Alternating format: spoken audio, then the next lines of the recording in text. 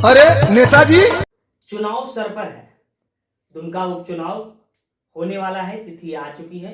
अब इसके बाद जिला परिषद चुनाव होने वाला है, मुखिया इलेक्शन होने वाला है, जो कुछ दिन में उसकी भी तिथि आ जाएगी। अब तक आई नहीं है, पर वो अब आ जाएगी।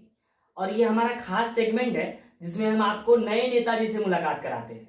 और आज एक ऐसे नेता के साथ हम बैठे हुए हैं जिनकी उम्र देखकर आप अचंभित रह जाएंगे। आपको इतने कम उम्र के नेता कहीं नहीं मिलेंगे। और इनके अंदर जो वो सोच है, इनकी जो जिज्ञासा है अपने जनता की सेवा करने की, इस पर आज हम चर्च करेंगे और इनसे जानेंगे कि इनका सफर कैसे शुरू हुआ है और इनकी चाह क्या है।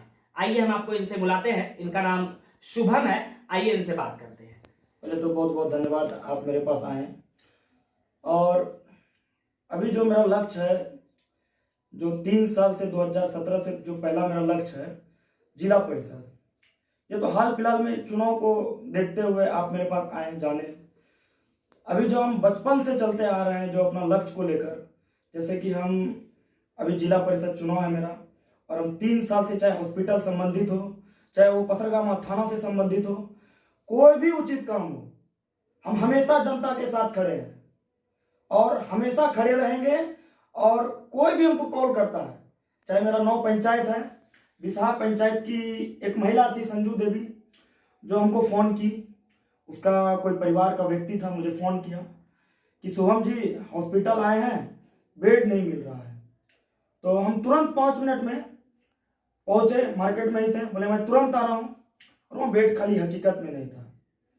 तो मैंने वहाँ पर नर्स जो थी उनको मैंने कहा कि इनको बेड दीजिए। तो बोले बेड नहीं है, देख लीजिए हॉस्पिटल में बेड हम कहाँ से देंगे। बोले बेड तो आपको देना होगा, चाहे आप कैसे दीजिए। तो वो बोले कि आप कैसे दीजिएगा, बेड आप ही दीजिए। बोले जो नॉर्मल पेशेंट है उसका, जो जिसका हम गए थे, जिसको बेड दिलाने गए थे, 3 घंटा से पैर नीचे में वो पूरा एकदम टांग रही थी, पूरा एकदम पेट में दर्द था। तो वही हम डॉक्टर को बोले कि वहाँ जो मतलब अभी जो पेशेंट नॉर्मल है, जिसको पेट में दर्द नहीं है, उसको नीचे बेड दे दीजिए, उसको बेड दे दीजिए और इसका सही उपचार कीजिए। तो यही नहीं, सिमरिया में भी हुआ, जो वज्रपात से गिरा हुआ था। फिर वहाँ पर जो चकवा में भी था, तो वहाँ का सपूत मांझी की जो वाइफ थी वो भी जार खाली थी। तो कहीं ना कहीं हमको कोई भी फ़ोन करता है, हम 24 घंटा में हमेशा मेरा मोबाइल ऑन रहता है। मैं सबको कहता हूँ कि आप मुझे फ़ोन कीजिए और हमको सेवा करने का मौका दीजिए। ये प्रेरणा आपको कहाँ से मिला? कहाँ से आप सोचे कि ऐसे राजनीति में आना है और लोगों का सेवा करना? देखिए, मेरा जन्म 12/8/1998 को कोरका में हुआ। मेरा जो घर था वो दुमका पड़ता था, लेकिन मेरी माँ देहांत हो गई 1999 में, जब मैं 6 महीना का, मात्र 6 महीना का मेरा उम्र था। तो मेरे नाना जो है अवधेश मंडल जी, तो उन्होंने मुझे कोरका में लाकर मुझे रखा और मैं बचपन से वहीं पर पढ़ाई लिखाई। और मेरा नाना का जो स्थिति था, बहुत ही गरीबी स्थिति था। जो मेरी नानी बगल से चावल पैसा लाती थी और अपना भूखे रह जाती थी, और हम लोग को मार भात चोखा जो भी होता था वो खिला के हम लोग को पोस के आज इतना बड़ा की। जबकि मैं 2 भाई 2 बहन था, 4 बच्चा, माँ देहांत होने के बाद 4 बच्चा का भरण पालन पोषण टोटल ऑल मेरी नानी की।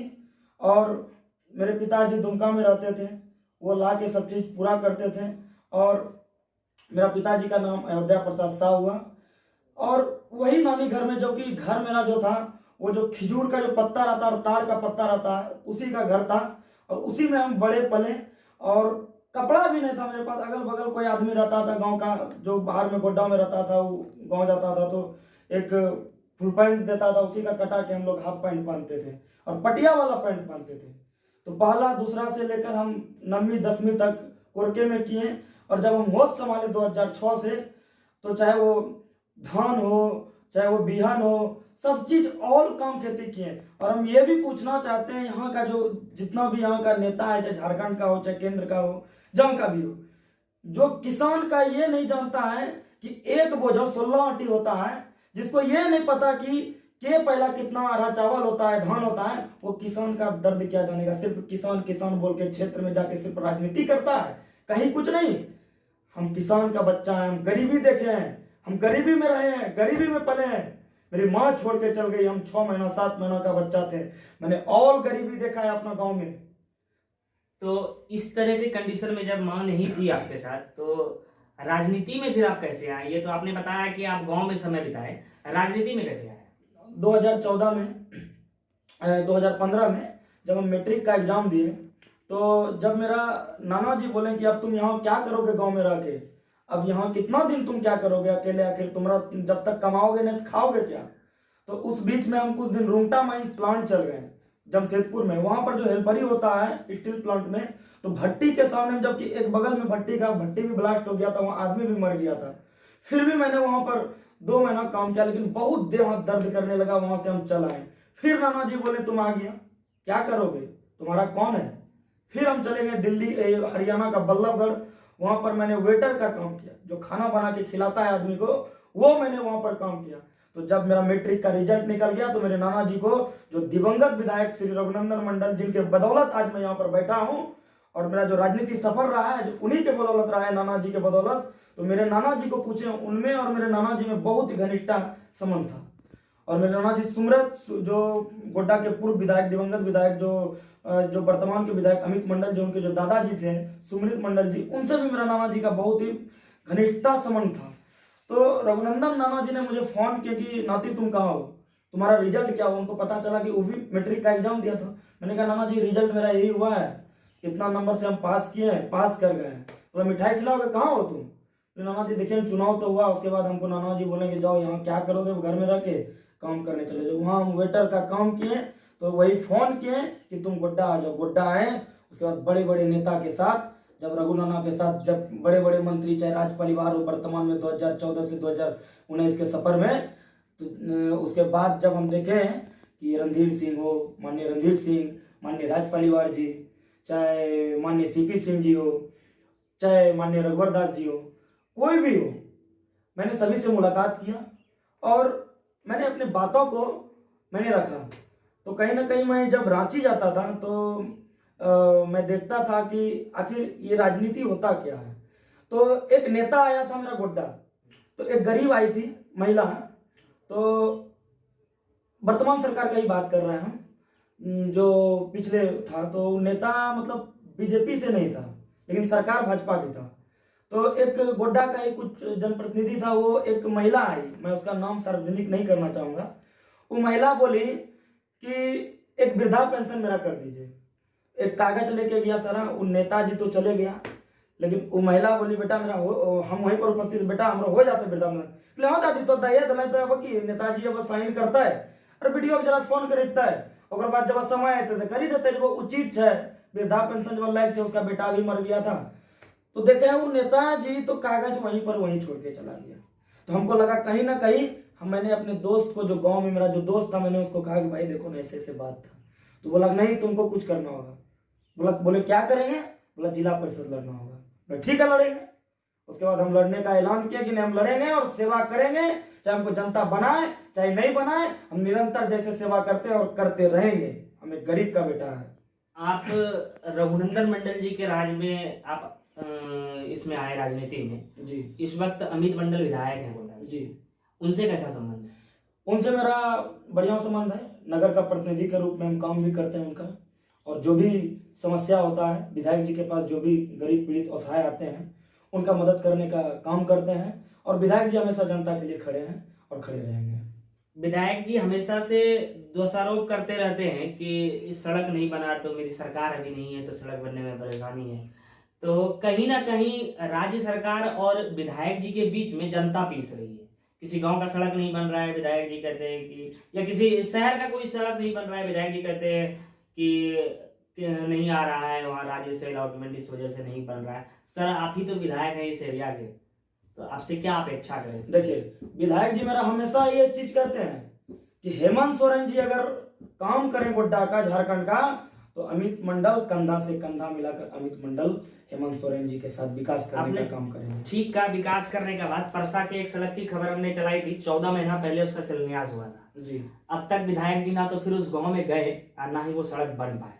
कहीं ना कहीं कोई बात होगा उस पर जो मुझे जानकारी नहीं है, तो मैं जानकारी लेकर फिर आपको उसी माध्यम से बताऊंगा। पथरगामा पश्चिमी से आप चुनाव लड़ने का प्रयास करेंगे जी इस दफा जी। ये वो उम्र है जिस उम्र में आप अपने दोस्तों के साथ खेल कर समय गुजार देते हैं, अपने नाना जी के पॉकेट से पैसा चुरा लेते हैं, उस उम्र में ये नौजवान कहीं ना कहीं अपने राज्य के बारे में सोचना चाह रहा है, अपना क्षेत्र के बारे में सोचना चाह रहा है, और 10 बाय 10 के इस कमरे में राजनीतिक समीकरण गढ़ रहा है। तो अभी जो वहां के जिला परिषद उम्मीदवार हैं, जो वहां जीते हुए उम्मीदवार हैं, वो कैसा काम कर रहे हैं? मैं तो ये कहना चाहता हूँ, मैं शिकायत नहीं करना चाहता हूँ किन्हीं का, लेकिन मैं बस एक चीज करना चाहता हूँ कि 2010 से 2015 तक सियाराम भगत जी जिला परिषद रहे। 2015 से लेकर 2020 तक विलास मंडल की पत्नी श्रीमती पूनम देवी जी रही। मैं उनको पूछना चाहता हूं, मैं पूरे पथरगांव पश्चिमी के जनता से, और मैं उनको भी पूछना चाहता हूं, उनका अनुशंसा से एक भी वृद्धा पेंशन हुआ होगा तो मैं इस गोड्डा की धरती पर मैं उनका गुलाम हो जाऊंगा। अगर एक भी अनुशंसा से उसका वृद्धा पेंशन, विकलांग पेंशन, इंदिरा आवास, राशन कार्ड, उसका अनुशंसा से, जिला परिषद महोदया का अनुशंसा से एक भी काम हुआ होगा तो मैं चुनाव भी नहीं लड़ूंगा, लेकिन जनता का सेवा करूंगा। ऐसा आपके पास कोई डाटा है जिसके आधार पर आप कह सकते हैं कि उन्होंने अब तक कुछ जनता मैं जनता के पास जाता हूँ, जनता से मुझे सब चीज सुनने को मिलता है। आने वाले कुछ समय के बाद इलेक्शन की तिथि भी आ जाएगी जी, तो चुनाव प्रचार कैंपेनिंग ये आप कैसे करेंगे?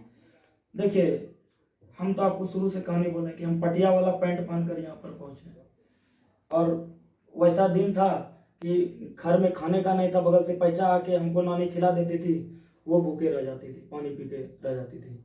हम गरीब का बच्चा है।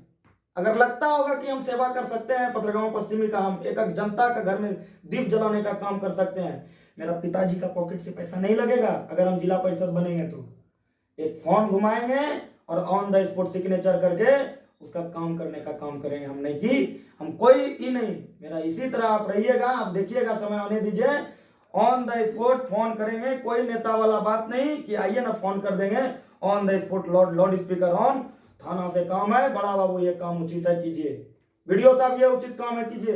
मेरा पिताजी का पॉकेट से नहीं लगेगा अगर हम गरीब को सरकारी लाभ दिलाने का काम करेंगे तो। जिला परिषद चुनाव लड़ेंगे आप, लेकिन आप भविष्य में खुद को कहां देखना चाहते हैं? भविष्य को अगर हम अच्छा से काम करेंगे जनता का, अगर लगेगा जनता को कि हम अच्छा काम कर रहे हैं, हमको तो अपने आप पे विश्वास है कि हम जनता का काम करेंगे और करते रहेंगे आगे।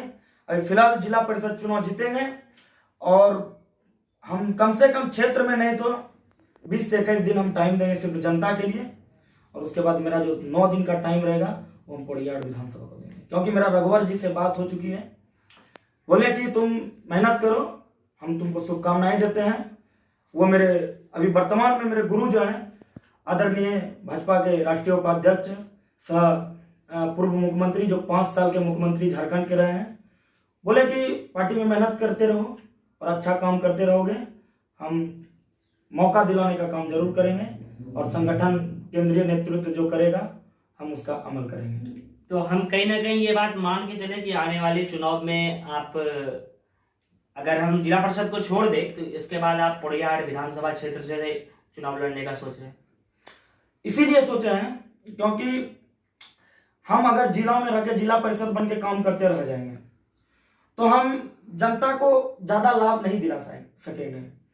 अगर हम वहां पहुंचेंगे, हम विधायक कहीं का रहे, लेकिन अगर मेरे पास हुनर है, मेरे पास अगर पावर है, अगर हमको मन में लगेगा कि नहीं हमको वहां का भी जनता का काम करना है, तो हम ज्यादा अपना क्षेत्र का जनता को हम समय और विकास कर सकेंगे रांची जाके।